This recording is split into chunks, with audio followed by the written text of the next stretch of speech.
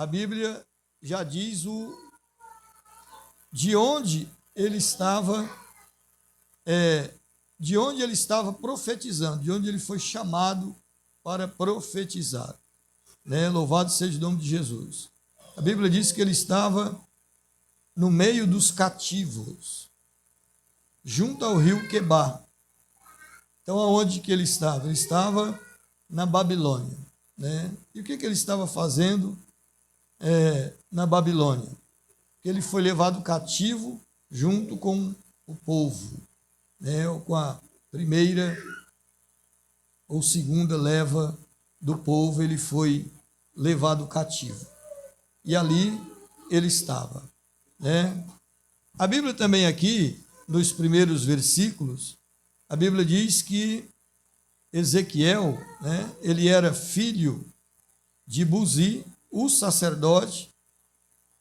Então, o nome do pai dele, era Buzi, sacerdote. Então, ele era de uma linhagem sacerdotal. Ele fazia parte da tribo de Levi. E a gente vê também aqui, no capítulo 1, dizendo: e aconteceu no 30º ano do 4º mês.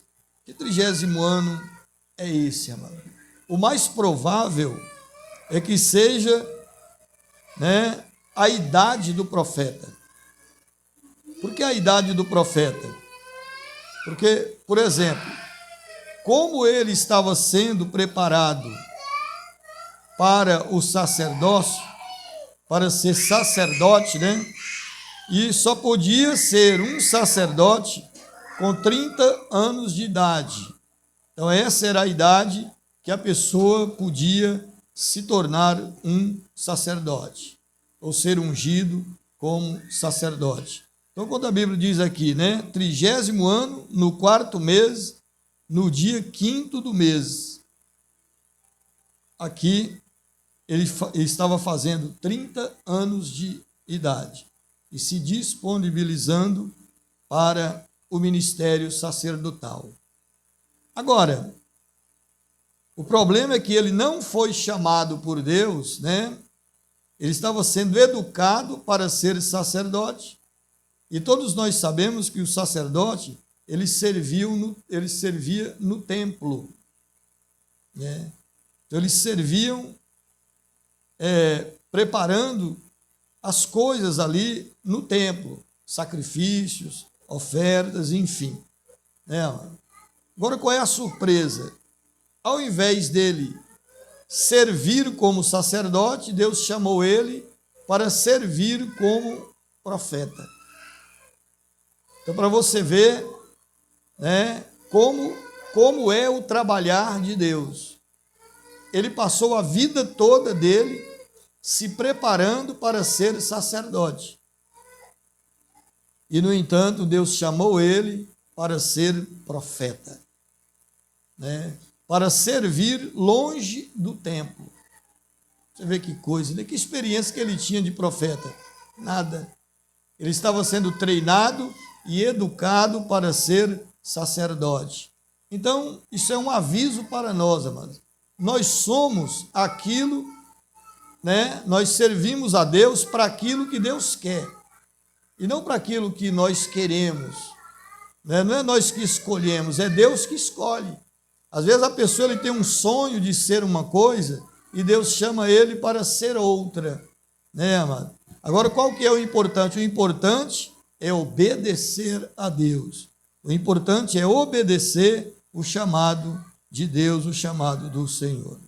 Glória ao nome de Jesus Cristo. Então ele estava ali, junto ao rio Quebar, e se preparando ali, e de repente, a Bíblia diz que ele abriu-se os céus, e então ele viu visão de Deus, ele teve visões ali de Deus. Algo interessante, amado? Por que Deus chama ele para profeta e não para sacerdote? Porque, como eu disse aqui, o sacerdote ele servia no templo. E lá na Babilônia não tinha templo. e ele foi levado cativo para lá. E Deus ele queria usar Ezequiel para ser um profeta no meio do seu povo. Algo também interessante, né? O templo significava a presença de Deus. Então se tinha uma ideia, né, de que Deus ele estava no templo. Que ele estava no templo. Parece que Deus não estava em mais lugar nenhum, apenas no templo. Então as pessoas tinham essa sensação. Aqui Deus está provando para Ezequiel e para o povo, né, de que Deus ele não está limitado ao templo. E nós não podemos pegar Deus, colocar num lugar e dizer para ele, fica aí, né? O povo foi para a Babilônia e Deus também foi com o povo para a Babilônia. Qual era a intenção de Deus? A intenção de Deus, era zelar do povo. Porque Deus ele levou o povo para a Babilônia, ou ele permitiu que aquele povo fosse para a Babilônia, não para destruí-lo, mas muito pelo contrário, mas para restaurar o povo. Fazer uma restauração no povo. Mas para que essa restauração pudesse de fato acontecer, né, eles precisavam ouvir a verdade. Porque a verdade, ela não estava sendo dita em Jerusalém. Ela estava sendo impedida, né, de ouvir aquela verdade por causa da intromissão dos falsos profetas, né? Dos falsos profetas, dos falsos líderes, dos falsos sacerdotes.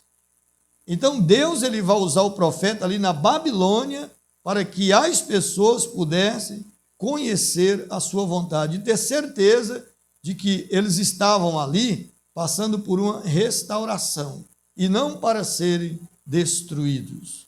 Louvado seja o nome de Jesus Cristo.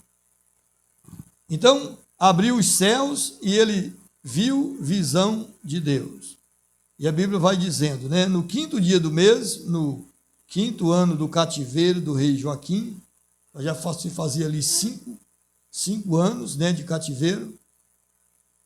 Ali também já estava Daniel, Sadraque, Mesaque, Abdenego, mas servindo, né, no palácio de Nabucodonosor.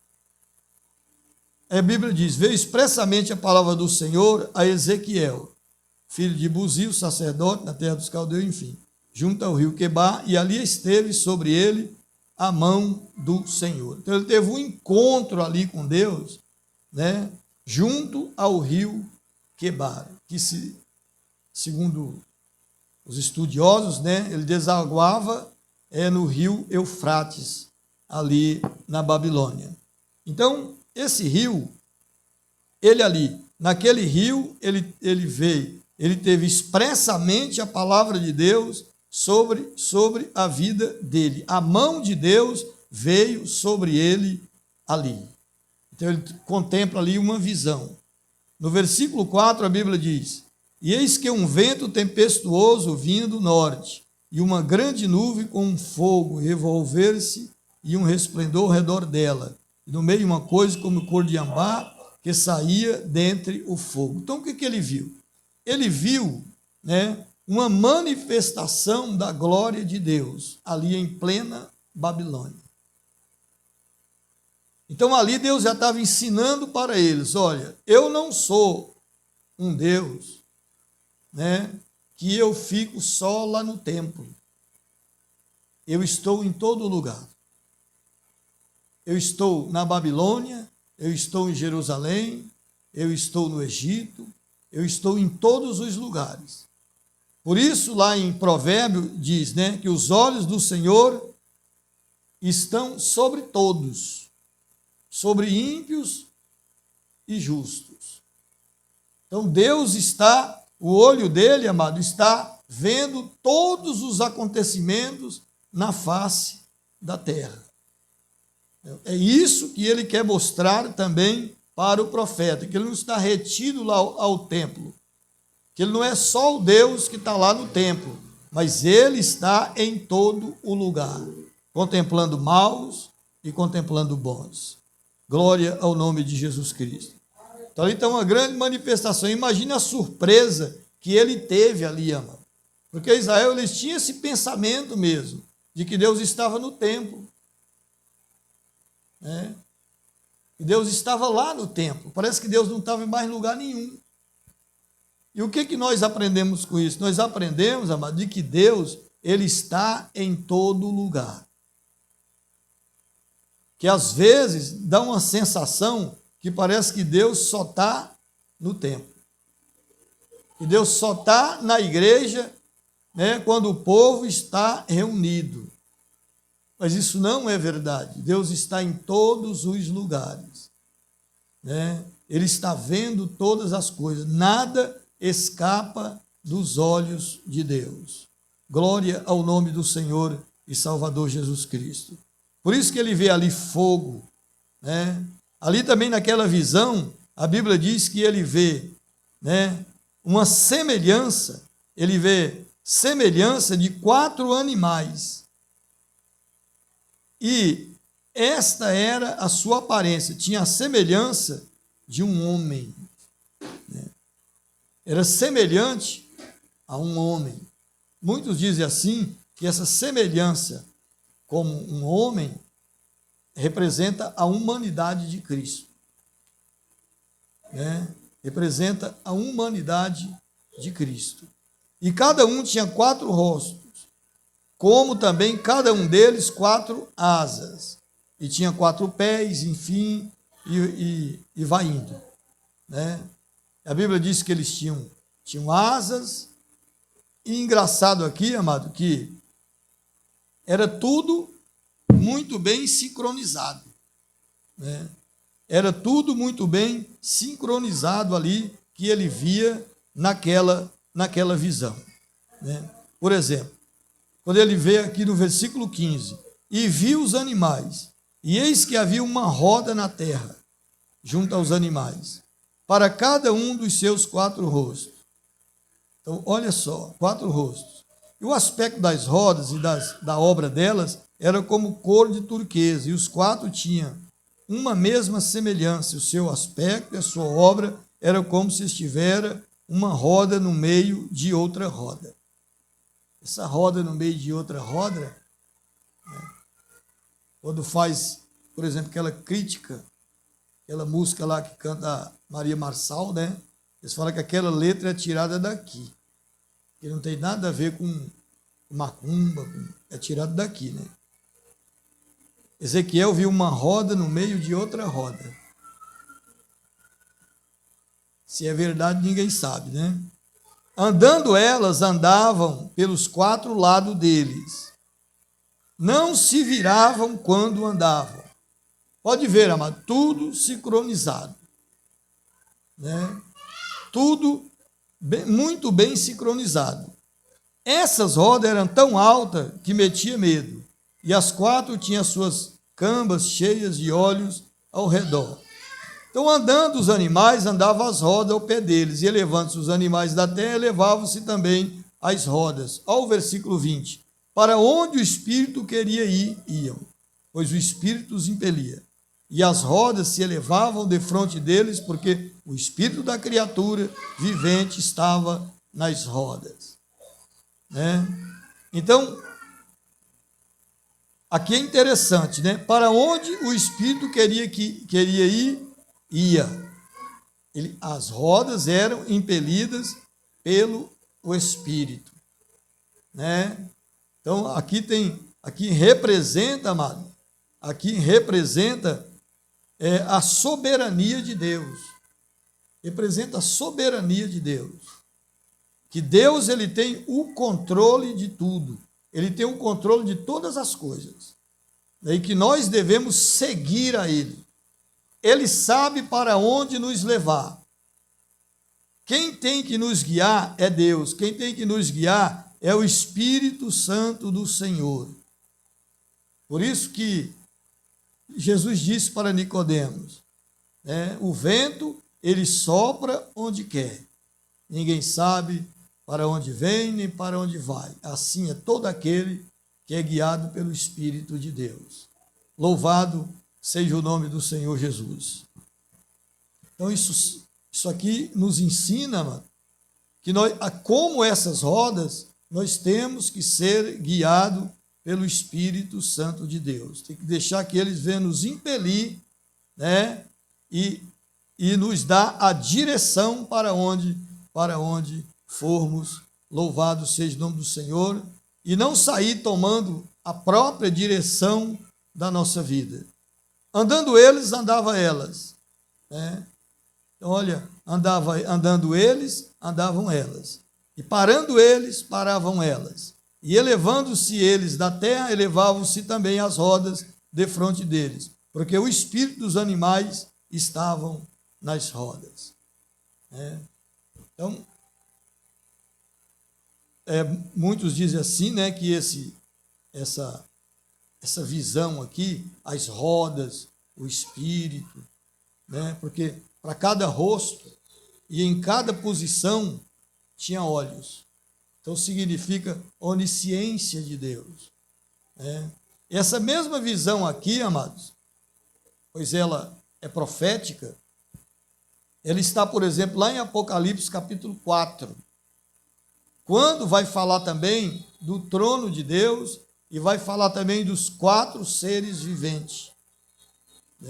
Lá eles tinham olhos por dentro e por fora, significando a mesma coisa, a onisciência do Deus Todo-Poderoso. Então, para muitos aqui significa o poder de Deus, a soberania de Deus, a onisciência de Deus e a onipresença do Deus Todo-Poderoso.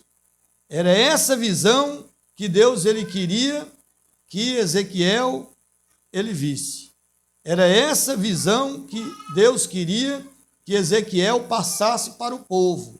Dissesse para o povo: eu estou no controle, embora vocês estão aqui na Babilônia por desobediência à minha palavra, mas eu continuo tendo o controle de tudo. Eu estou vendo tudo que se passa no meio de vocês, no meio do meu povo. Eu não esqueci do meu povo. Eu não abandonei o meu povo. O meu povo estava lá em Jerusalém, eu estava lá. O meu povo saiu de Jerusalém, eu também, não é que eu saí de Jerusalém, mas vocês estão aqui, eu estou também aqui, cuidando de vocês. Glória ao nome do Senhor e Salvador Jesus Cristo. E Deus, ele faz isso por causa do propósito dele, como eu disse. Qual era o propósito de Deus? Lapidar aquele povo e depois tirar eles de lá e trazer de volta para Jerusalém. Mas lapidado, restaurado. E não se pode fazer uma restauração do homem sem a palavra de Deus. Só dá para restaurar o homem com a palavra de Deus, que é a verdade, que limpa e que purifica o ser humano dos seus pecados. Louvado seja o nome do Senhor Jesus Cristo. E a Bíblia vai dizer aqui, que pode ver aqui do versículo 24, e é bem semelhante, é bem similar, lá a visão de Apocalipse, do capítulo 4. E andando eles, ouviu o ruído das suas asas, como o ruído de muitas águas, como a voz do Onipotente. A voz de um estrondo, como o estrépito de um exército. Parando eles, abaixavam as suas asas. E ouviu-se uma voz por cima do firmamento que estava em cima da sua cabeça. Parando eles, abaixava as suas asas. Aí no versículo 26, ele vai ver o trono. Ele vai ver um trono. A gente acha que é o mesmo trono que Isaías ele viu. Só que Deus ele mostrou aqui de uma forma um pouco diferente. Mesmo porque só existe um trono de Deus. O trono de Deus, o trono do Cordeiro. Então, a Bíblia diz aqui que ele viu, que ele viu por cima do firmamento, que estava por cima da sua cabeça, havia uma semelhança de trono, como de uma safira. E sobre a semelhança do trono havia como que a semelhança de um homem no alto sobre ele. Eu já disse aqui, né, a semelhança de um homem, que muitos dizem que é a encarnação de Cristo, é o Cristo encarnado, né? Que é uma profecia, isso daqui. E vi como a cor de ambá, como aspecto do fogo pelo interior dele, desde a semelhança dos seus lombos e daí para cima, e desde a semelhança dos seus lombos e daí para baixo, vi como a semelhança de fogo, e um resplendor ao redor dele. Então ele vai tendo a visão. Como o aspecto do arco que aparece na nuvem no dia da chuva, assim era o aspecto do resplendor em redor. Então aparece aqui um aspecto de arco-íris. Aí muitos dizem que ele tem o mesmo significado lá do arco-íris de Noé, né? Um arco-íris trazendo esperança em tempos de dificuldade. É Deus firmando a sua promessa. Então, quando ele vê esse arco-íris na nuvem, como no dia de chuva, né, Deus está dizendo para ele, né, que ele vai cumprir a promessa dele. Que ele pode ficar tranquilo que da mesma forma que ele cumpriu a promessa com Noé e tem cumprido a promessa com Noé, ele vai cumprir também a promessa que ele está fazendo com aquele povo na Babilônia. Glória ao nome do Senhor Jesus Cristo. Então, o aspecto do resplendor em redor, assim era o aspecto. Este era o aspecto da semelhança da glória do Senhor, né? O aspecto da semelhança da glória do Senhor. Era o aspecto de um arco-íris que aparece na nuvem no dia da chuva.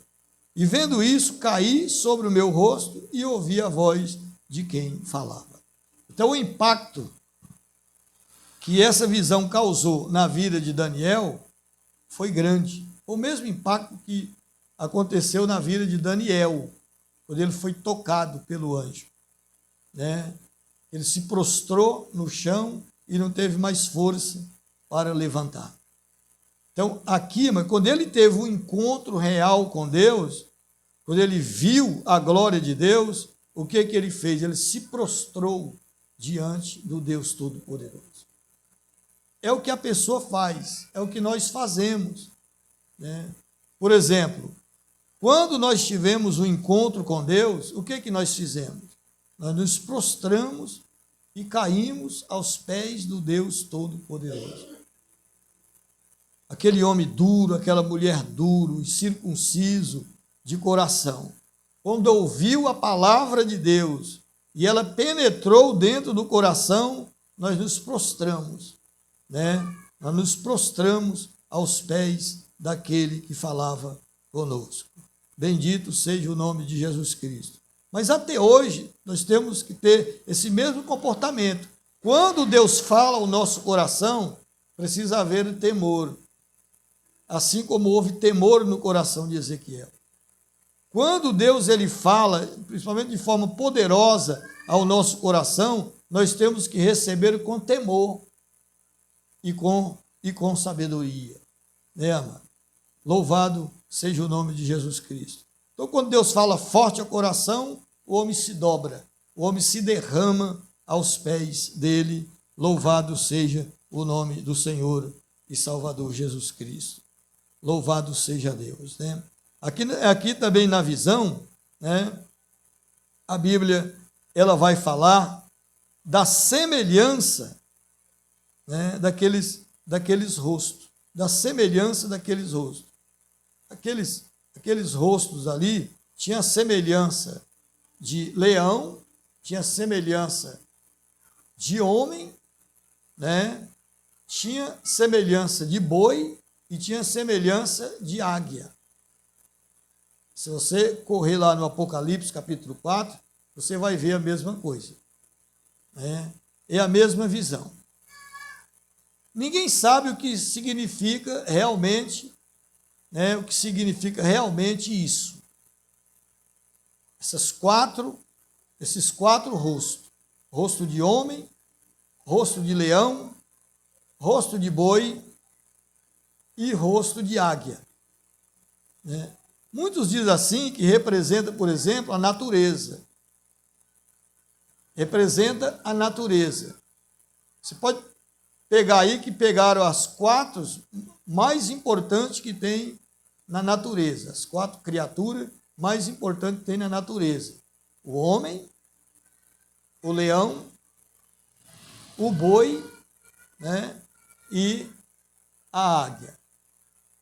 Você pode ver que são os quatro, realmente os quatro mais importantes são esses, né? Então representa a totalidade da natureza, a totalidade da criação, né? Aí como nós podemos atestar isso? Não dá para atestar. Não dá para bater o martelo, por exemplo. O que dá é para imaginar, né, da importância das criaturas, que é do homem, do leão, do boi, né? Qual é o maior animal doméstico? O boi. Qual é o maior animal da selva? O leão, né? Qual é o maior, a maior criatura entre todos os seres viventes? O homem. E das aves? A águia. Só dá para imaginar, mas não tem como provar isso daí, né? Aí outros já dizem assim, que talvez seja a mais provável, que significa justamente isso mesmo. Significa onipotência, onisciência, onipresença e a soberania absoluta do Deus Todo-Poderoso. Glória ao nome de nosso Senhor Jesus Cristo. Então, embora Deus seja, né, embora Deus tenha todos esses atributos, e Ele é soberano sobre todas as coisas, mas a gente vê aqui que a gente tem que tomar decisão para servir a Deus. Ele é soberano, mas nós temos que tomar decisões. Ali na Babilônia, Deus ele tinha uma promessa para o povo, né? Mas era uma promessa condicionada à obediência deles. Estava condicionada a isso, né? Ali era uma promessa condicionada a um remanescente que ia ouvir a palavra de Deus e não ia se prostrar a ídolos, né, da Babilônia, da Caldeia. Eram pessoas que iam ouvir a voz de Deus e iam compreender a voz de Deus. E daria a própria vida em obediência à palavra do Deus Todo-Poderoso. Bendito seja o nome de Jesus, né? Então, é uma promessa de Deus, mas está condicionada à obediência. Existe promessa que é condicionada, ela é condicional, e tem uns que é incondicional, né? Por exemplo, quando o Senhor Jesus Cristo ele disse que ele voltaria, ele vai voltar. Independentemente se o homem ele obedece ou ele deixa de obedecer, ou se o homem crê nele ou não crê nele, tanto faz, ele vai voltar do mesmo jeito. O problema é quem vai e quem não vai, mas ele vai voltar, né? É incondicional. Louvado seja o nome do Senhor Jesus Cristo. Então nós vemos, amado, que a nossa vida ela é assim. Ela tem tomada de decisão. Nós ouvimos a palavra de Deus? Ouvimos a palavra de Deus. Mas nós decidimos se nós queremos essa palavra para ser aplicada na nossa vida ou não. É essa a questão, né? Essa é a questão. Eu preciso ouvir a palavra de Deus, abrir o meu coração como a Lídia e deixar que esta palavra fique escondida dentro do meu coração. para que eu não venha pecar contra Deus.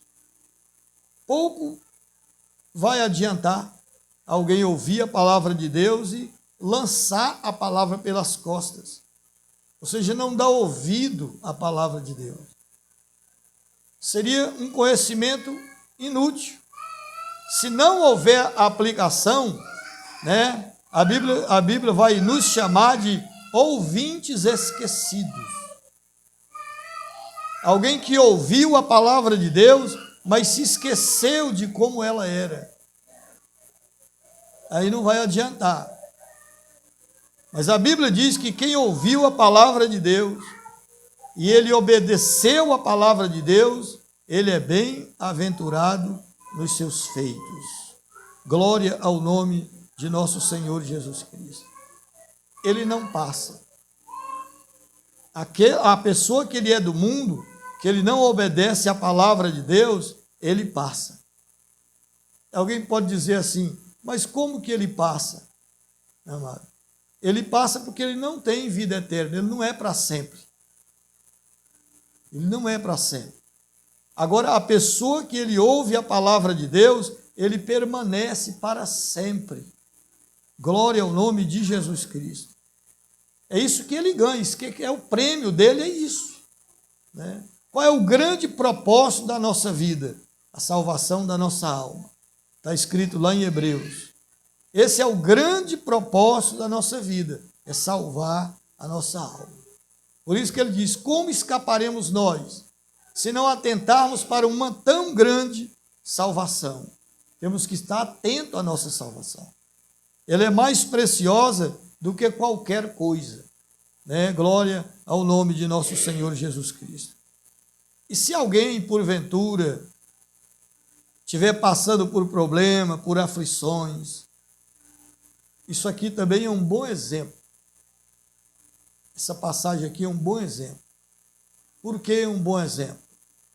Porque o povo está lá escravizado. Nem digo escravizado, cativo. Né? Está lá cativo em Babilônia. Está lá em outro lugar que não era o deles. Aquelas pessoas ali confusas, ao ponto de Deus levantar um profeta para tirar dúvidas. Né? Talvez eles poderiam até pensar, Deus nos abandonou. Não adianta mais orar, não adianta mais cantar, não adianta mais buscar a presença de Deus, porque Deus não nos ama mais. Mas estava enganado. Deus estava lá presente. Significa que no tempo do sofrimento, no tempo da angústia, Deus, ele se faz presente. Né? Alguém está sofrendo, ele está angustiado, qual é a solução? Buscar a Deus, porque Deus está em todo lugar. E muitas vezes Deus está mais perto de nós do que nós pensamos. Ele está tão pertinho de nós. É só buscar a presença dele e ele vai estar lá, pronto para ouvir o nosso clamor, pronto para ouvir as nossas orações. Louvado e exaltado seja o nome de Jesus Cristo. Né? Então essa é a palavra de Deus nessa noite, né? Louvado seja o nome de Jesus Cristo. O chamado e a responsabilidade de Ezequiel. Né? Então nós aprendemos isso aqui. E às vezes você planeja um monte de coisa na sua vida e achando, por exemplo, que Deus ele vai concordar com aquilo, que é aquilo mesmo que Deus vai fazer na sua vida. Mas muitas vezes não é. Então, o que aconteceu com Ezequiel? Ele aceitou o chamado de Deus. Mas se a gente prestar bem atenção na palavra, ele largou o conforto. Ele largou o conforto. Ele largou o conforto do templo. Ainda tinha templo nesse tempo aqui. Só na terceira leva que o templo seria destruído. Inclusive, ele foi escolhido por Deus para falar para Judá, para pregar para Judá, de que Jerusalém seria invadida novamente e o templo seria queimado e os muros seriam derrubados e todo Judá seria levado cativo para Babilônia. Louvado seja o nome do Senhor. Então, ele largou o conforto, né, para ser um profeta de Deus no meio dos cativos. E ele aceitou aquilo ali numa boa. Ele aceitou aquilo ali numa tranquilidade. Mano? Mesmo porque naquele tempo, vida de profeta não é como vida de profeta hoje. Porque naquele tempo, Deus, né, ele dava uma visão, e para que aquela visão ela fosse bem entendida, né, pelas pessoas que iam ouvir, ele tinha que simular aquela visão. Por exemplo, Isaías andou nu por 3 anos. Ele andou nu, descalço. Era feito uma simulação, não é como hoje, não. Os profetas, né, vai para lá e vem para cá, vai para lá e vem para cá, e não tem sofrimento praticamente nenhum.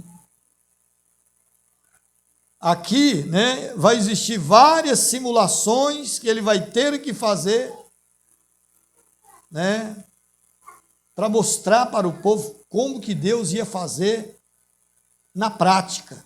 Ele praticava a visão para mostrar para o povo como que Deus ia fazer na prática. E a gente vai ver aqui, por exemplo, a mulher dele morrer e Deus dizer para ele: não chore, não lamente a morte da sua esposa, né? E ele não lamentar,